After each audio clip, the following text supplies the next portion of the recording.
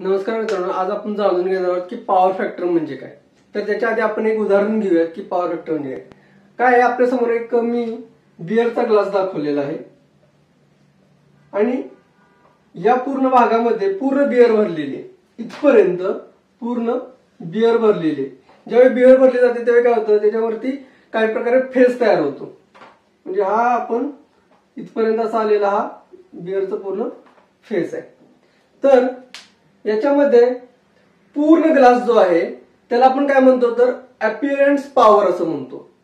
तर beer actual जेवढी beer आहे तिला आपण रिअल पॉवर असं म्हणतो आणि जो वरती फेस आला आहे तिला आपण रिएक्टिव्ह पॉवर असं म्हणतो. तर पॉवर फॅक्टर म्हणजे काय, जर उदाहरण घ्यायचं झालं तर आपण एखादी वस्तू घेतलेली आहे किंवा एखादा आपण पैसे पेड करतोय. समजा जर तुम्ही 100 रुपये जर एखाद्या वस्तूसाठी पेड करत असाल तर त्याच्या बदले तुम्हाला फक्त जर 90 रुपयाचं सामान मिळत असेल तर तुमचा 10% काय होतोय, लॉस होतोय. 10% लॉस होतोय म्हणजे काय होतंय तर तुमचा 10% पॉवर फॅक्टर कमी होतोय. त्याचप्रमाणे जर एखादी वस्तू 100 रुपयाचीच आहे, जर ती तुम्हाला 80 ला मिळत आहे तर तिच्याऐवजी तिथे तुमचा 20% म्हणजे 20% म्हणजे 20 रुपये तुम्हाला त्याची व्हॅल्यू मिळत नाही. म्हणजे काय झालं तर तुमचा 20% पॉवर फॅक्टर कमी झालाय. सेम त्याचप्रमाणे जर तीच वस्तू जर 70 ला मिळाली तर तिथे तुमचं काय होणार आहे, 30 रुपयेचा लॉस होणार आहे. म्हणजे काय तर तुमचा 30% पॉवर फॅक्टर कमी होणार आहे. अशा प्रकारे पॉवर फॅक्टर आपल्याला पाहायला मिळतो. आता आपण जाणून घेऊयात, जसं की आपल्या घरामध्ये येणारा जो सप्लाय आहे तो एसी सप्लाय आपल्याला एखाद्या पोलवरून किंवा ट्रान्सफॉर्मरच्या माध्यमातून मिळतो. पण ज्यावेळी तो सप्लाय आपल्याला मिळत असतो त्यावेळी आपल्याला काय आहे की व्होल्टेज सुद्धा मिळत असतं, त्याचबरोबर करंट सुद्धा येत असतो आणि त्याची काहीतरी फ्रिक्वेन्सी सुद्धा एक सेट असते. ज्यावेळी हे सर्व करंट आणि व्होल्टेज ज्यावेळी आपल्याला प्रोव्हाइड केलं जातं ते काय त्यासाठी वेगवेगळ्या लाईन्स दिल्या नाही जात, तर एकाच लाईनने आपल्याला त्याच्यातून व्होल्टेजही दिलं जातं आणि करंटही दिला जातो. म्हणजे तुम्ही पाहिलं असेलच की आपल्याकडे अशा एका लाईन मध्ये आपल्याला एक इलेक्ट्रिक सप्लाय दिलेला आहे. उदाहरणार्थ एक बल्ब आहे. आता या बल्बला आपण एक फेज लाईन दिलेली आहे आणि एक आहे न्यूट्रल लाईन. तर हा बल्ब चालण्यासाठी लागणारा व्होल्टेज आणि करंट हे आपल्याला एकाच तारेच्या माध्यमातून दिलं जातं. म्हणजे तुम्ही पाहिलं असेलच की एखादा जर सप्लाय जर आपल्याला हवा असेल तर तो एकाच तारेच्या माध्यमातून दिला जातो. त्यासाठी वेगवेगळ्या तारा वापरल्या जात नाहीत.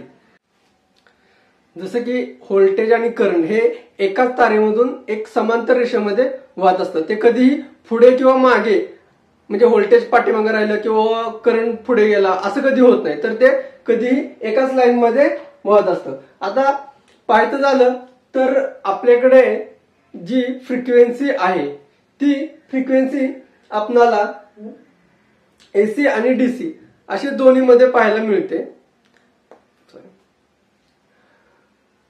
आपल्याकडे दोन प्रकारचे सप्लाय पाहायला मिळतात. एक आहे तो डीसी सप्लाय आणि एक आहे तो एसी सप्लाय. डीसी सप्लाय मध्ये फ्रिक्वेन्सी ही 0 असते.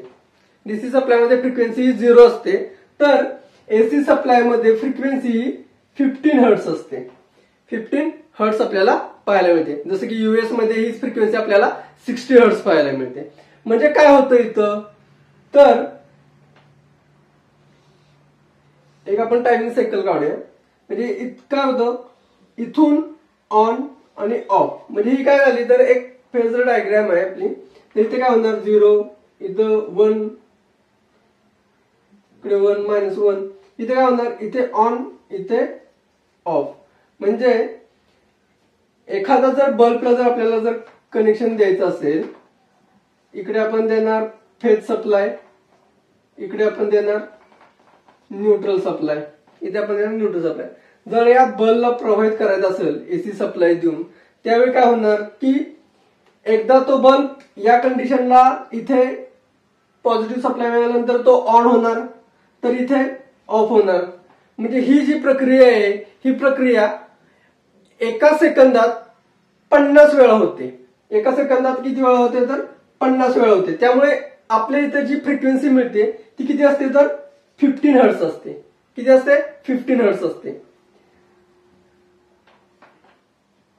म्हणजे हा जो बल्ब आहे या बल्बला ऑन आणि ऑफ होताना आपण उघड्या डोळ्याने पाहू शकत नाही. म्हणजे मायक्रो सेकंद म्हणजे एका सेकंदात तो 50 वेळा ऑन आणि ऑफ होतो. म्हणजे आपल्या उघड्या डोळ्याने ते आपण पाहूही शकत नाहीये.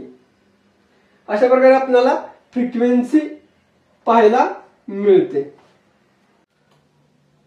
कोणताही उपकरण असू द्या किंवा बल्ब्स असू द्या किंवा जे एसी सप्लायवरती चालणारे जे कोणतेही उपकरण असते याच्यामध्ये काय आहे की व्होल्टेज आणि करंट आपल्याला एक साथ भेटला पाहिजे. म्हणजे काय आहे की जर व्होल्टेज आणि करंट जर एकत्र जर मिळाले नाहीत त्याच्या आउटपुट सायकल पर्यंत पूर्ण तर काय होणार तर आपलं उपकरण व्यवस्थित चालणार नाही. म्हणजे काय आलंय की व्होल्टेज आधी गेलंय करंट नंतर पाठीमागून आलाय.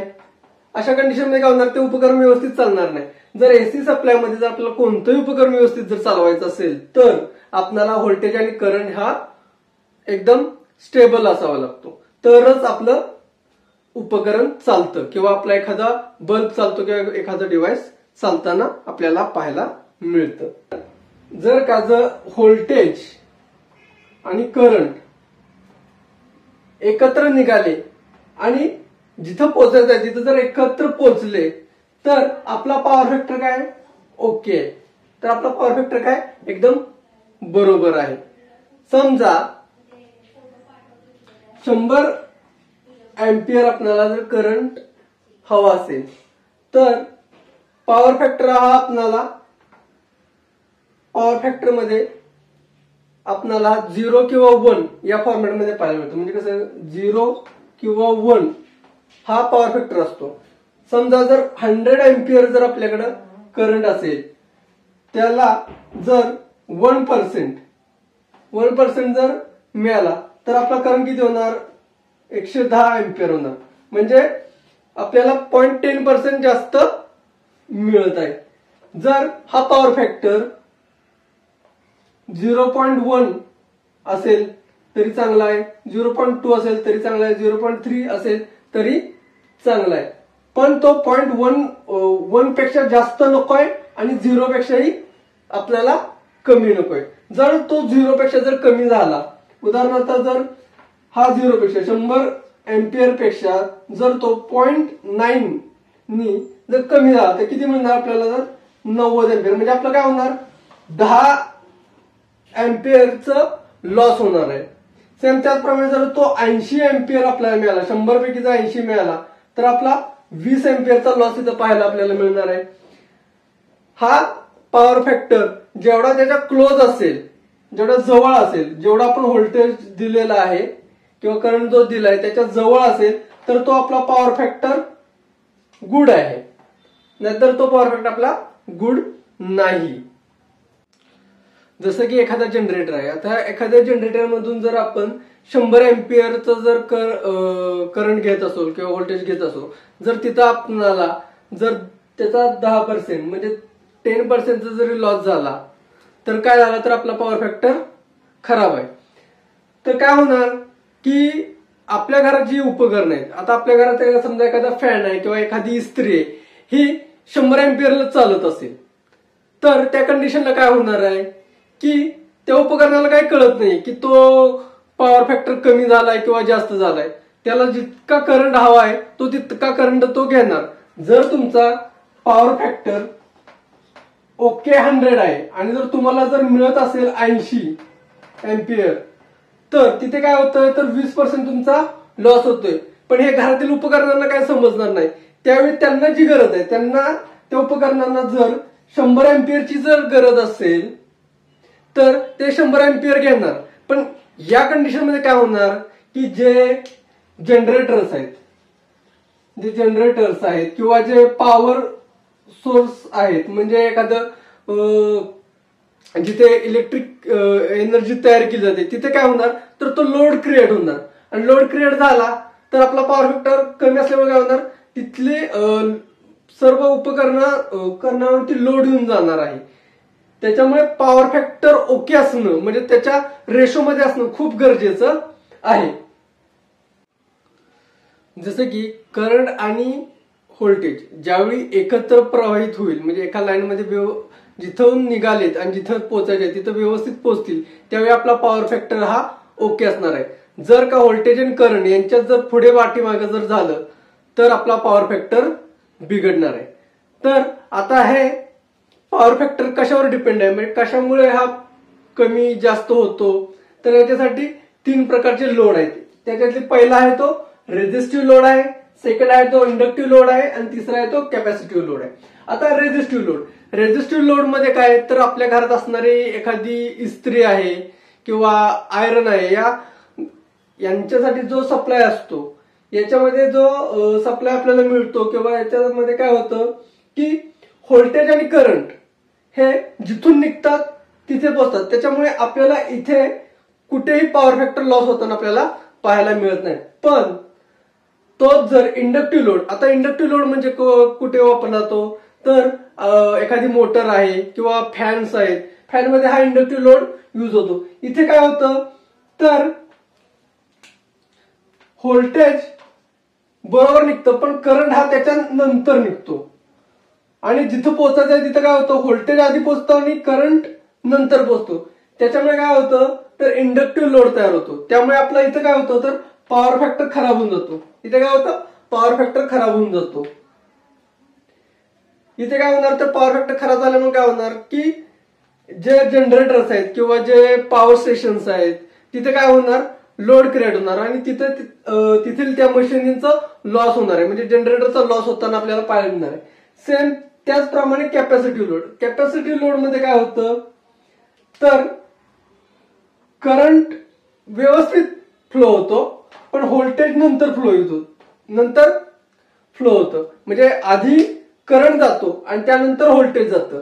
त्याच्यामुळे पुन्हा इतर कॅपॅसिटिव्ह लोड सुद्धा प्रभावित करतो. ज्यावेळी आपला पॉवर फॅक्टर करंट आणि व्होल्टेज एकत्रित प्रवाहित होईल व जिथं पोहोचायचं तिथं एकत्रित पोहोचतील, त्याच वेळी आपला पॉवर फॅक्टर ओके असणार आहे. नाहीतर इंडक्टिव्ह लोड आणि कॅपॅसिटिव्ह लोड मध्ये हा मिसमॅच किंवा डिस्टर्ब असणार आहे. त्याच्यामुळे हे लोड्स मध्ये आपल्याला हे पाहायला मिळतं. पॉवर फॅक्टर म्हणजे काय, ही माहिती तुम्हाला कशी वाटली, आवडली असेल माझ्या चॅनलला लाईक करा, शेअर करा आणि सबस्क्राईब करायला विसरू नका. धन्यवाद.